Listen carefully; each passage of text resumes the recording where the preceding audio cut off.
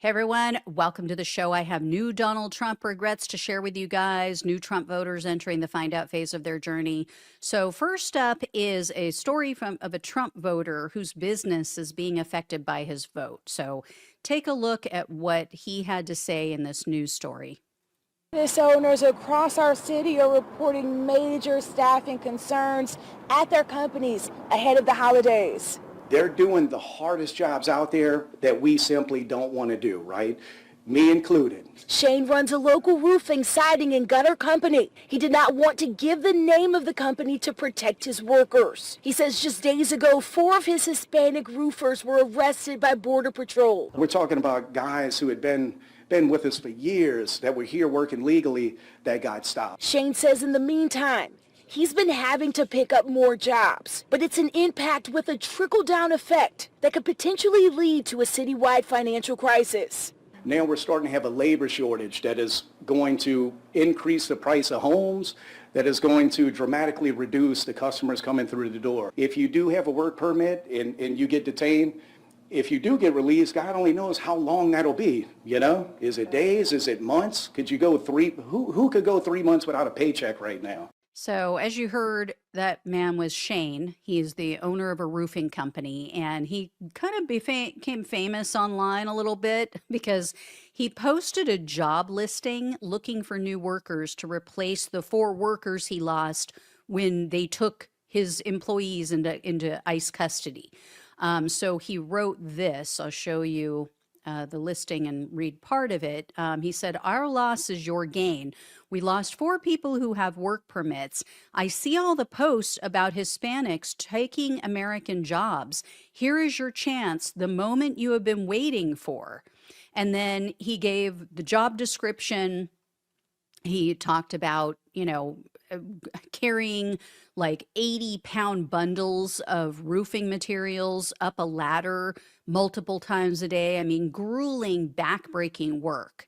And Shane said he expected to have a line of people out the door. He expected to have applicants just out the door and around the corner. Well, no one showed up.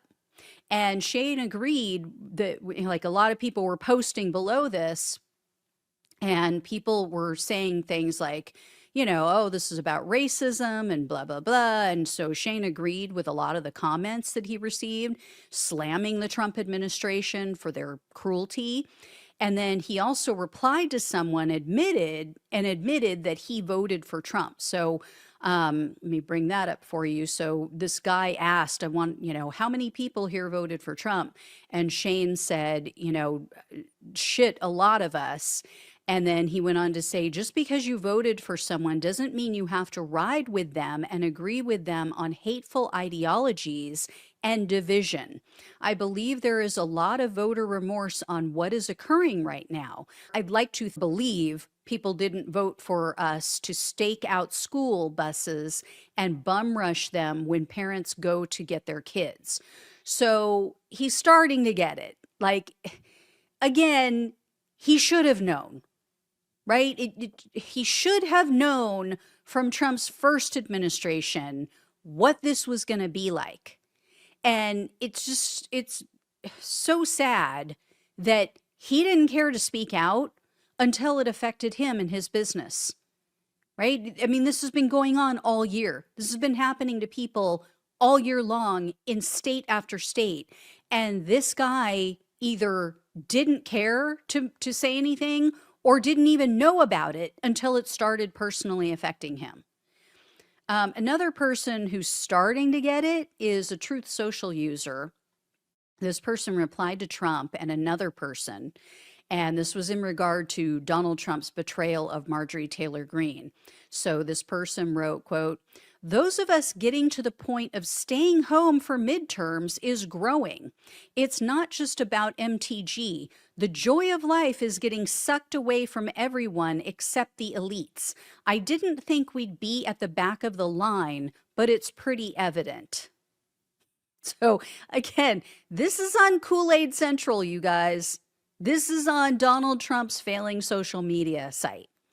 And then another person, a Twitter user, they're also starting to realize that the cult is actually pretty real. So this person posted, quote, "The forever Trump boomers are just as bad as the hysterical crying social justice left. As a 3-time voter of Trump, I can honestly say he's done a horrible job. Aside from the border, he's failed to follow through with most of his promises. Why is it so hard for people to admit?" I would like to know that too. I mean, I do know it's about ego, right? People have a very hard time admitting that they're wrong, that they made a mistake, and they don't want to be held accountable. They don't want to have to say, "Yeah, liberals were right." Next up, I have a video to share from a recent focus group. This was one conducted by Engages. So check this out. A lot of friends that are, you know, some of them aren't even Latino. They just look it. And I don't know how it's legal for you just to arrest people just based off how they look. I don't know. I think they said they arrested over like 500 or 600 people in the weekend, and they were bragging about 2 of them being gang members. And I'm just like, as a person of color, I don't know how anybody could agree with that being okay, because I mean it's blatant discrimination.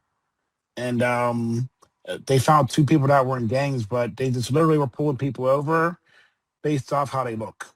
And that's what we've been fighting against since we've been here. Equality, and I just think it's disgusting. And the economy is a mess, I feel. Okay. Housing is a mess here. So, as you may have seen on the screen, that was a North Carolina swing voter who went for Biden in 2020 and then flipped to Trump last year. I mean, again, who could have known, right? Who could have known that the guy who used family separation in his first term to specifically to torment immigrants and literally lost thousands of children and babies would be so racist and cruel? Who could have imagined? And next up, I have a Trump voter who's happy about the racism, but now Trump's policies are affecting them directly. So this person posted in a Facebook community forum, and they wrote this: "I voted for Trump hoping that by getting rid of all the illegals, it would finally make our healthcare system better now that they are not leeching off the system. Now that 2.5 million illegal aliens have been deported, why is our insurance higher than ever? The cost of my prescription drugs have skyrocketed, and the quality of care seems worse than ever. When will things start turning around? I might not be able to afford health insurance this year," might spelled MITE, "with how bad's it's gotten. How bad's it's gotten. I'm losing faith, Mr. Trump," crying emoji. Oh boy. So, first of all, racism is pretty expensive, huh? Yeah. I just don't even know what to say. Like, these people, they're so uninformed, and they're so willing to accept the narrative that everything in their life is bad because of brown and black people. That's all they care about. As long as they have someone else to step on and shove down and point at and mock and say, "I'm better than you," they're happy. So this person is getting a really good lesson in, no, actually, your life sucks and you don't have the things that you want and your insurance is unaffordable because of rich people, because of the freaking billionaires who refuse to pay their fair share, and a government who's bought off by all of them, that refuses to put anything in place to help all of us. That is why. It had nothing to do with all of the undocumented immigrants. And no, jackass, they haven't deported 2.5 million people. That's just another lie they're telling you. Oh, and by the way, like, how can this person's prescription drugs be skyrocketing when Donald Trump said he's lowered them by up to 600%? I'm so confused. Anyway, this next story comes from a publication called Enlace Latino, North Carolina, I believe. So they reported that construction workers in North Carolina were too terrified to go to work. So this is when all the news started to break that Trump had sent his Gestapo to the state and they were going to be conducting raids. And so even American citizens, American-born legal residents are very concerned, afraid to leave their homes. Some of these people have no family or no food for their families because they're too afraid. They're too afraid to go to work, so they have nothing. So one construction worker named Almond Cantarero, I believe is how you pronounce it, Cantarero, he now regrets his vote.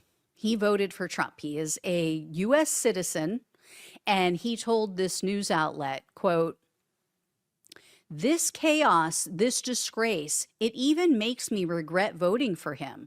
It's very stressful. Even if you're good, you feel like you have to carry your passport because sometimes just looking Latino is enough." Yeah, yeah. This is the problem. These people assumed that when Trump and his cult members talked about deporting quote unquote criminals, they just meant dangerous people.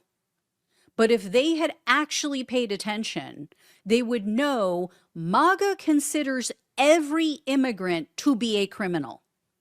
They believe that simply crossing the border without proper documentation automatically makes you a dangerous criminal. You know, and then many believe that anyone with black or brown skin is dangerous, must be a criminal. You know, and they don't have a clue about what it takes to become a U.S. citizen nowadays. Used to be a lot cheaper. It used to be a lot faster. It is now very costly. It is prohibitively costly. It takes many, many, many, many years. So these people just are so uninformed. Anyway, guys, thank you all so much for watching and listening. Please like, please share, and subscribe. Please donate if you can. Love you all. Take care. Talk with you soon.